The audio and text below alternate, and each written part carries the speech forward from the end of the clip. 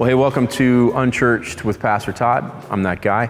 Really nice to be spending this time with you as we continue in our still new series, Joyful Misfits. It's based on the book by the same name. It's a book that I wrote, and I'm excited to be sharing it with you. I want to start each of these little sermons with a moment in the book and then unpack it. But I go into much greater depth in the chapter that this sermon is based on. Our formative question is this: how do you know when you're really in love? Like, do you remember when you were 14 and you thought you were in love?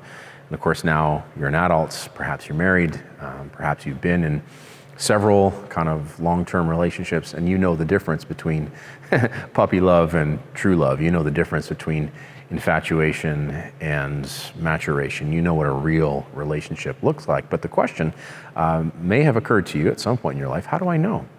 How do I know that I'm really in love? Well, I have some ideas, and they're found in chapter 3 of Joyful Misfits. Chapter's called Love Actually. Great movie, by the way, if you've never seen it. Love Actually. There's some nakedness in it, so like, don't watch it with your kids. But it's just it's a British movie, right? By the guys who did Bridget Jones' Diary, Notting Hill. So it's really great. It's in that mold, and you'll love it. Love Actually.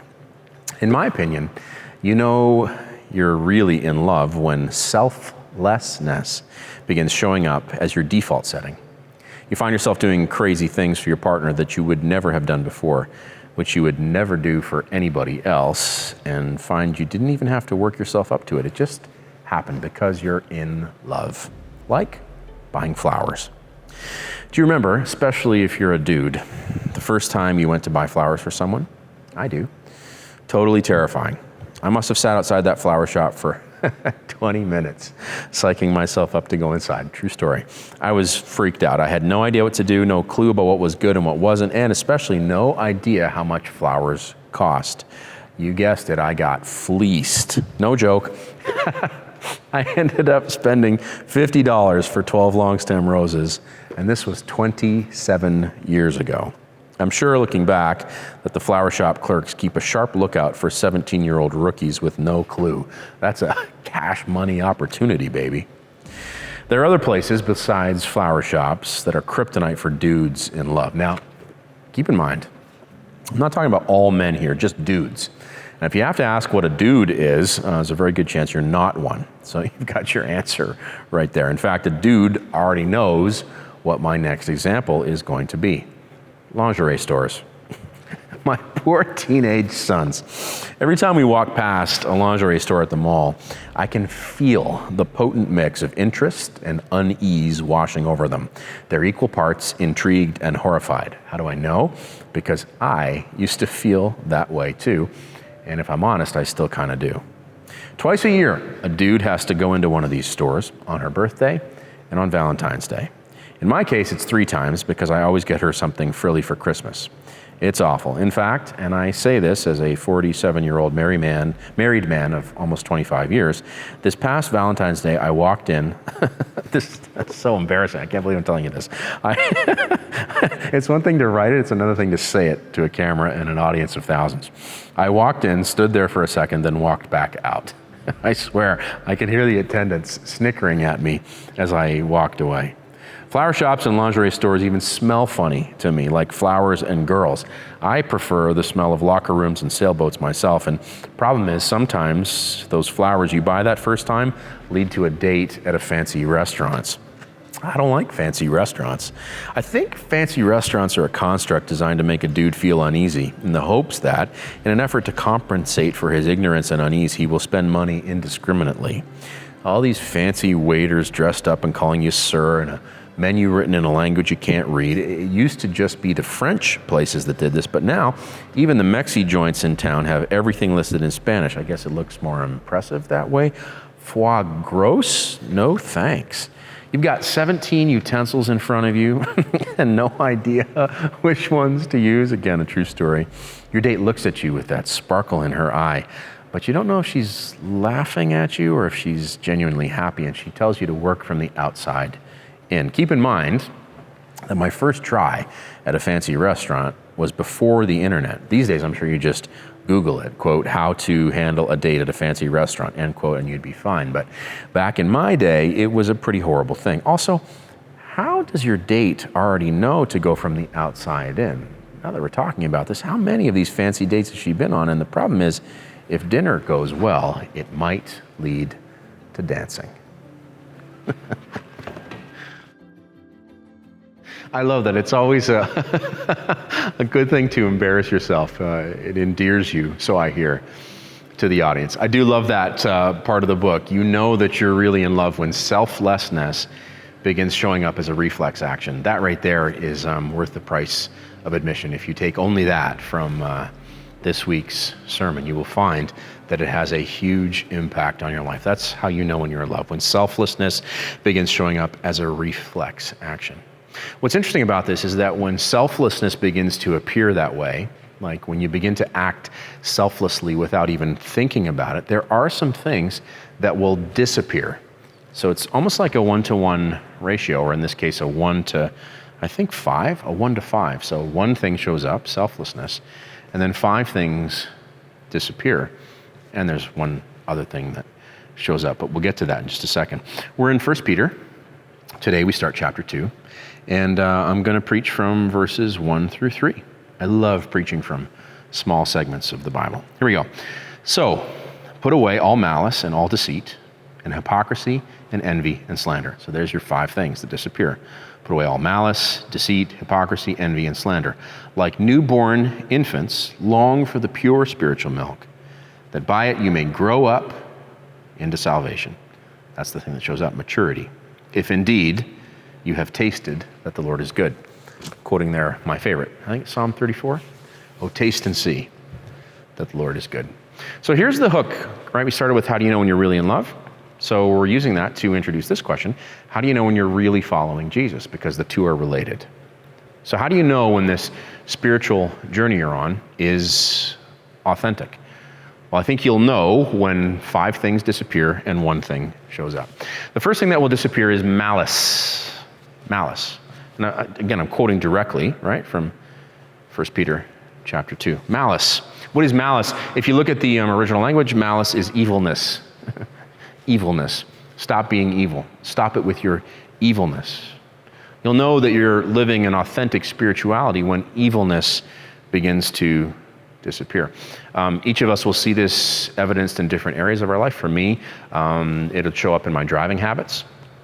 Right, if somebody cuts me off, I'll go from 0 to evil in 2 seconds flat. I've gotten calmer as I've aged. You know, I'm not as angry as I used to be, but once in a while, some idiot I had a guy cut me off a few weeks ago. Me and another lady were actually driving in an intersection. We had the green, and he turned left in front of us, and he was on a red. And we started to go, and I can't do it, it's television. He gave us the finger. It was like cussing us out. I'm like, bro, you're the one. I was so angry. I would have chased him down and given him the right hand of fellowship. It was up to me, right? I go from 0 to evil pretty quickly in driving situations. So that's how it's going to work for me. Okay, as my relationship with Jesus, as my spirituality begins to become more and more authentic, I will become less and less evil. Now, I just want to encourage you here, because you might be hearing this and going, well, crap, that's impossible for me. There's no way I'm ever going to stop being evil. We're talking here about like relative non-evilness as your way of being. Okay, so as I love to say, cut yourself some slack, give yourself a break, lower your expectations. Okay, no one's asking us to become Mother Teresa or St. Paul like overnight, but as your spiritual life begins to become more and more authentic, you should see more and more relative non-evilness showing up in your life. Malice begins to disappear. So does deceit. Deceit in the original language here is guile. That's pretty helpful, right? Like none of us think of ourselves as deceitful, but when you think about guile and you begin asking yourself if you're guilty of any of these, you might have to say, touche, preacher. What is guile? Guile shows up in situations where you're looking to manipulate somebody. So you're looking to do something kind of untoward or under the surface. You're trying to kind of trick them so that they'll do what you want. You're manipulating them. You might be guilty of playing with people, treating people as a commodity. That's a huge issue in our hyper-industrialized, materialist culture, right? Using people as things, using them for your benefit, using them for your pleasure. It's guileful people who do that sort of thing. We also see this with social media. I'll touch on this a little more in a minute, so I don't want to belabor the point here, but ask yourself, how much are you curating your life? Obviously on social media, it's a big problem, right? Because we always want to put our best foot forward. But I think if you're honest with yourself, you'll see that tendency to operate with guile, to kind of grease the rails in an untoward way, to pretend you're something that you're not, right? To put something over on somebody. I think you'll find that is a tendency that you struggle with, just like I struggle with. And I think it's a fine line, right, between putting your best foot forward and being guilty of deceit. One way you can police this is to do what you can. And again, it's always baby steps, right? No one's going to get there right away. But you can do what you can to stop doing anything to get ahead. That's where deceitfulness often shows up, right? Like we stretch the truth, we fake it till we make it, right? And I've been in situations where you have to step up and act like you're more confident than you are. But guile is a little more sinister than that. It's as if think of it this way, like pretending you're able to perform surgery on somebody. You could never do that, right? Maybe you could talk your way into a hospital. You better make sure you don't actually grab the scalpel and cut into somebody, because then the jig is up. So stop doing anything to get ahead. Don't use people. As your relationship with Jesus, as your spiritual life begins to get more and more authentic, you will find that deceit, guilefulness disappears. So does hypocrisy. This is super easy. How about you keep it real for once? Aren't you tired of pretending? I'm so tired of this. This is one thing I do like about the new age of our world, that so much that used to be hidden has now been brought to the light. And when somebody is trying to put one over on all of us, it's a little easier to find them out. I'm a football guy, right? So I'm thinking about some of the head coaches we've seen fall from grace in the National Football League in the last little while. Sounds like these were guys who were, real jerks behind the scene and had been abusing people, sounds like, for years. But nobody really knew until, these secret emails came out. So the way to avoid that, of course, is to keep it real. Is to not pretend to be nice when the cameras are on, and then as soon as they're off, act like the devil. How about you keep it real? Stop faking it. Hypocrisy. This is a real call to those of you who are church people. Look, I grew up in the church, and I think it's really, really important for us to stop pretending like we've got this whole thing figured out, like we're good, like our life is peachy keen and everything's perfect. Right? Everything is awesome. Everything is cool when you're part of a team. No. Hypocrisy. It disappears as your spiritual life becomes more vibrant and authentic. So does envy. Envy. Oh gosh. Touche, preacher. What is envy? In the original language here, it's unhealthy comparison. Hashtag social media. It's literally the worst thing that's happened in my lifetime, I think. Like on this front, right? There's benefits to it. I enjoy the sense of, connection, but I don't know if you've read the studies I've read that say that sense of connection is really counterfeit, that it's not true connection. Gosh, how many of us have suffered through COVID, right? We're almost 2 years in now. Death, right? Death. Why? Because we have not been able to connect. I wonder if people have forgotten how to connect. Have you noticed the gyms in my town are still empty? Restaurants, especially in the morning, are empty because people don't have to go out for breakfast before they go into work. And that human connection is, that's a big deal when that disappears. Unhealthy comparison. This is the really dark side of social media. Why? Well, because we never knew that we were being left out of an event. Amen? Right? Now, you see all your friends were at someone's block party and you weren't invited. Does that happen? It's happened to me. Has it happened to you? Horrible feeling. First time it happened to me, I kind of stopped looking at social media for months because I was so hurt. Right? We never knew that you got a new Lamborghini. I was talking with friends about that this week. I was like, if my buddy got a new car and he came to my house to show me, I'd be happy because he's my friend. Right? But people who are friends but Not really. They see their new shiny car. Makes me envious. Makes me jealous. This is very contrary to the teachings of Jesus. This is very contrary to, well, you see this kind of teaching in different spiritual paths as well, but I'll quote Romans chapter 12, verse 15 here. Rejoice with those who rejoice and weep with those who weep. Okay, empathy is part and parcel of the authentically Christian spirituality. Empathy. So I want to invite you to trade envy for empathy. This is what happens as your relationship with Jesus becomes more and more authentic. You will find that you're just not jealous of people anymore. You are happy for them when good things happen, and you're sad with them when bad things happen, because envy begins to disappear. So does slander. Here's the last of the 5 things that disappear. Slander. This is a big one. Slander is vilification or down-talking. Are you guilty of this? Ever talk someone down to try and lift yourself up?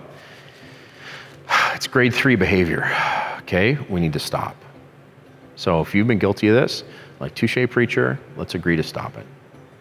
Okay, you don't need to put someone else down. You don't need to make them seem small so that you can seem a little bigger. I thought this is a great opportunity to remind us, me and you, that everything we say ripples. Everything. Everything you say to your partner, everything you say to your kids if you have them, everything you say to your friends, everything you say at work, right? Everything ripples. And it's really incredible. The Bible talks about the tongue as being really dangerous, like a weapon. And if anyone has ever down-talked you, you know how destructive that can be. So, as your relationship with Jesus begins to become more and more real, as your spirituality begins to become more and more authentic, when in doubt, close your mouth.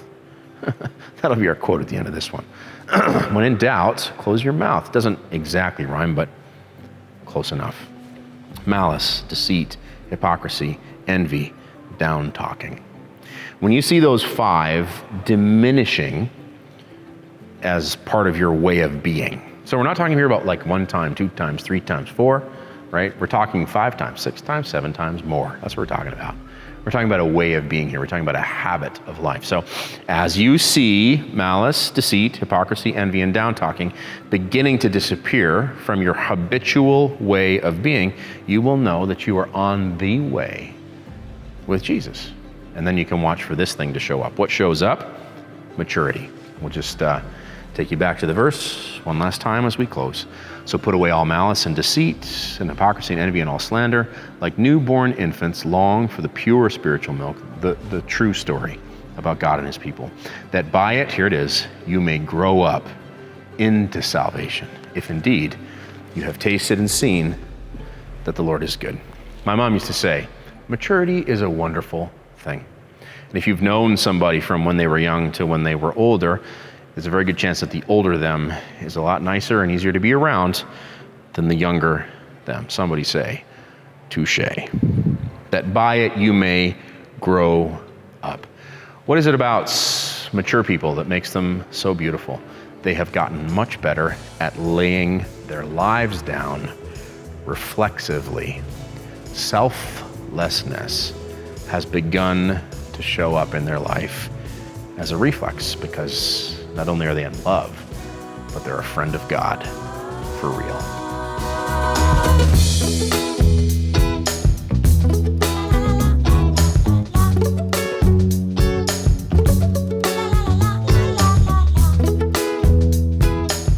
Well, I hope that encouraged you. I know for me, even as I was preaching it, I felt like every moment of exhortation was for me too. I want to grow up. I want to stop acting like a 3rd grader. So if you agree, let's just pray into that here for a moment as we wrap up this episode of Unchurched. Lord, we just, we confess that we're all grade 3 kids at heart, and left to our own devices, we don't really know, our head from our butt. Like we're fools basically. So would you help us to grow up, Lord? Would you put enough pressure on us to mature us, but not so much pressure that we get destroyed in the process. And we thank you that You've promised in your word that you'll do that. You'll grow us up, but you won't crush us. So Lord, would you do that? We just invite your discipline into our life. We invite you to lead us and show us the way. Pray, Lord, that more and more selflessness, I pray this for me, or I pray this for everyone who's listening with an open heart, would more and more selflessness begin showing up in our hearts as a reflex. We'll give you the glory, Lord, as we see that radical transformation begin to take hold in our lives. We ask this in Jesus' good name. Amen. Hey, thanks for watching. Hope you enjoyed that. It's from the book Joyful Misfits, my first book. And if you would like to read along, now look, you can dig into that. Like, there's way more in chapter 3, Love Actually, than I touched on in this little sermonette. So if you buy the book for yourself, you can find it on Amazon.com or .ca. Just put Joyful Misfits into the search bar and it'll lead you right to this book. It's a great book, if I do say so myself. Grab a copy. Better yet, buy one for you and one for a friend, and you can read along with us. Every single week will be a different chapter. So that was Love Actually. Next week, we're going to be under construction. Please forgive the mess, but our beautiful screwed up lives are meant to be a work in progress. So we'll talk about that next week. Hey, if you'd like to support this channel, you can find us on Patreon, patreon.com/unchurched. Thank you to those of you who are supporting us financially. And if you've been considering doing it, hey, this is a great week to jump in. Every single time one of you becomes a patron, it makes a huge difference to our bottom line. So please jump on today, patreon.com/unchurched. And also make sure you like and subscribe to this channel, and please share today's sermon. If you know somebody who'll be encouraged by it, you can just click the share button on the bottom of your screen right there and send this to as many friends as possible. We really want to encourage as many people as we can by helping them find their place in the big story of God and his people. ToddCandlon@gmail.com is my email. I would love to hear from you, and I can't wait to see you next week.